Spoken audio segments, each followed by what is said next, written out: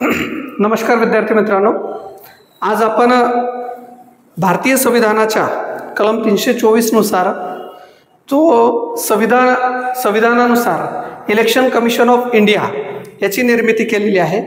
तर election commission of India सध्या चर्चेमध्ये आहे।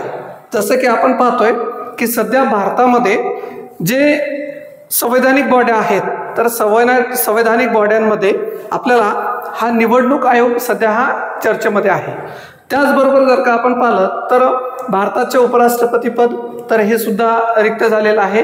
जो की आपण धनखड जे होते तर धनखड यांनी राजीनामा दिला आणि राजीनामा दिल्यानंतर आता त्याची निवडणूक प्रोसेस जी आहे किंवा निवडणूक प्रक्रिया जी आहे तर पुढील महिन्यामध्ये होणार आहे। म्हणजे ही एक जर का आपण पाहिलं तर उपराष्ट्रपती हे काय आहे तर संवैधानिक पद आहे। तर संवैधानिक पद आहे तर त्याच पद्धतीनं भारतीय संविधानातील कलम 324 या कलम 324च्या नुसार इलेक्शन कमिशन ऑफ इंडियाची स्थापना करण्यात आलेली आहे। तर आपण आजच्या या व्हिडिओमध्ये आपण हे बघणार आहे की इलेक्शन कमिशन ऑफ इंडिया जो आहे तर याच्या जबाबदाऱ्या काय असतात, नेमकं कार्य काय असते आणि हा इलेक्शन कमिशन ऑफ इंडिया किंवा निवडणूक आयोग जो आहे तर हा कशा पद्धतीने काम करतो या बाबतीतील माहिती आपण पाहणार आहे। तर विद्यार्थी मित्रांनो, आपण यामध्ये भारतीय संविधानाच्या कलम 324 किती कलम 324च्या अंतर्गत भारतीय निवडणूक आयोग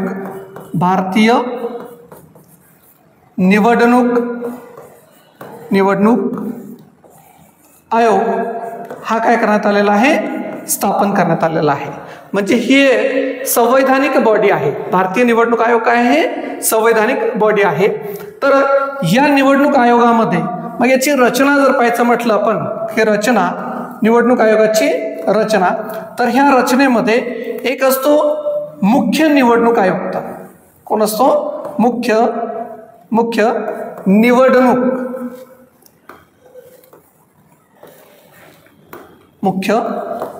निवडणूक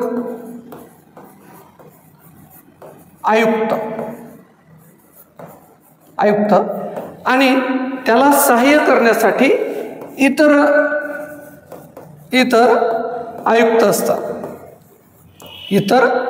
असतात।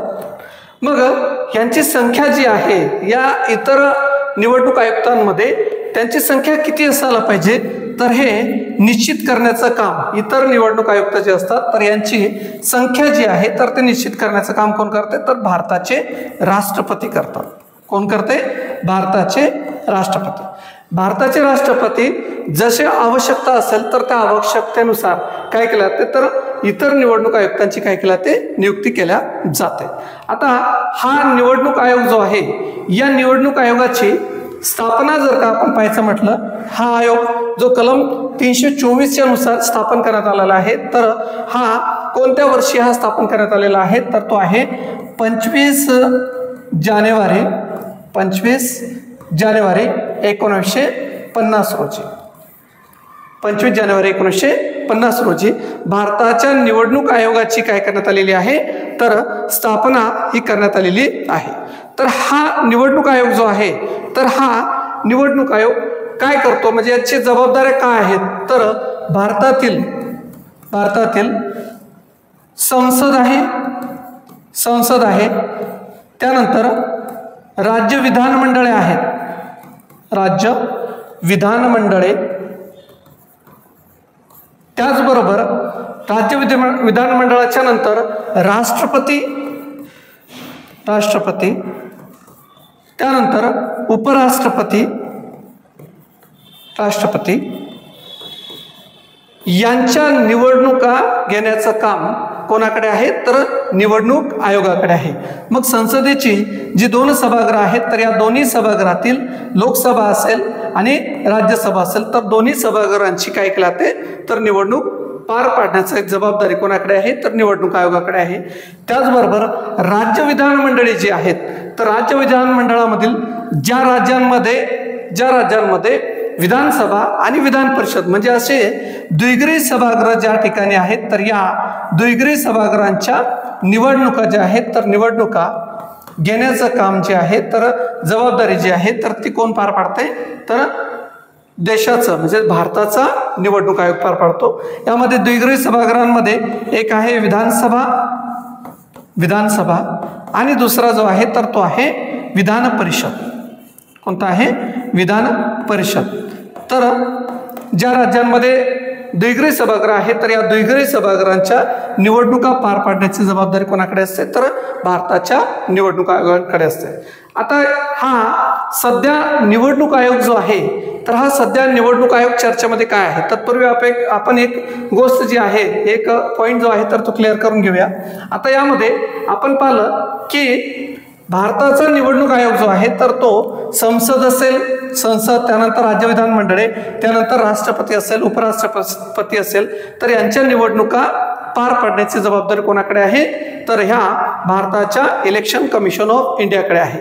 आता या इलेक्शन कमिशन ऑफ इंडियाच्या सोबत आता भारतामध्ये जर का आपण पाहिलं, म्हणजे सोबत म्हटल्यापेक्षा जर का आपण पाहिलं तर ह्या पदांच्या बरोबरच किंवा हे जे पद दिलेले आहेत, किंवा लोकसभा असेल किंवा राज्यसभा असेल, राज्य विधिमंडळ असतील, त्यानंतर राष्ट्रपती आहे, उपराष्ट्रपती आहे, त्याचबरोबर देशामध्ये जर का आपण पाहिलं तर देशामध्ये एक संवैधानिक बॉडी जी आहे तर संवैधानिक बॉडीची निर्मिती ही जर का आपण पाहिले तर 1992 ला 73व्या घटनादुरुस्तीनुसार 73वी घटनादुरुस्ती आणि 74वी घटनादुरुस्ती या दोन घटनादुरुस्तीनुसार 73व्या आणि 74व्या घटनादुरुस्तीनुसार भारतामध्ये ज्या आपण स्थानिक स्वराज्य संस्था ज्या आहेत, काय स्थानिक स्वराज्य संस्था, तर या स्थानिक स्वराज्य संस्थांची निर्मिती ह्या भारतीय संविधानातील 73व्या आणि 74व्या घटनादुरुस्तीनुसार करण्यात आलेला आहे. तर यांच्यासाठी ही जे आहे तर ह्या स्थानिक स्वराज्य संस्थांच्या ज्या निवडणुका आहेत तर त्या निवडणुका घेण्याची जबाबदारी जी आहे तर ती इथं आपण एक गोष्ट क्लिअर करून घ्यायची आहे, ती म्हणजेच काय, तर यांच्या निवडणुका ज्या आहेत स्थानिक स्वराज्य संस्थांच्या निवडणुका कोण घेते, तर राज्य निवडणूक आयोग घेते. कोण घेते, राज्य निवडणूक आयोग घेते.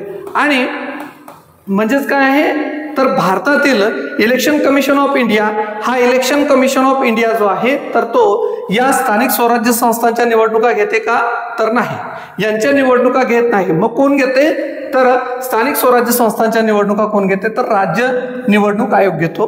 कोणत्या घटनादुरुस्तीनुसार आहे, तर 73वी आणि 74वी घटनादुरुस्ती जी केव्हा करण्यात आलेली आहे, तर 1992 ला करण्यात आलेली आहे. हा पॉइंट यासाठी आपल्याला महत्वाचा आहे की इथं आपण पाहिलं की संसद आहे, राज्य विधिमंडळ आहेत, राष्ट्रपती आहे, उपराष्ट्रपती आहे, तर यांच्या निवडणुका पार पाडण्याची जबाबदारी कोणाकडे आहे, इलेक्शन कमिशन ऑफ इंडियाकडे आहे.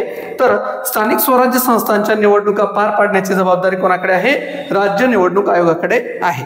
आता दुसरा पॉइंट आपण यामध्ये आपण पाहिलं की या निवडणूक आयोग जो आहे तर या निवडणूक आयोगाची स्थापना केव्हा झालेली आहे, 25 जानेवारी 1950 ला.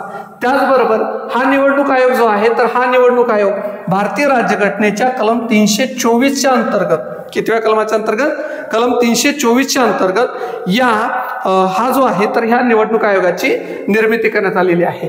तर ह्या निवडणूक आयोगाची स्थापना केव्हाची आहे, 25 जानेवारी 1950 ची आहे. त्याचबरोबर हा निवडणूक आयोग जो आहे तर या निवडणूक आयोगामध्ये एक मुख्य निवडणूक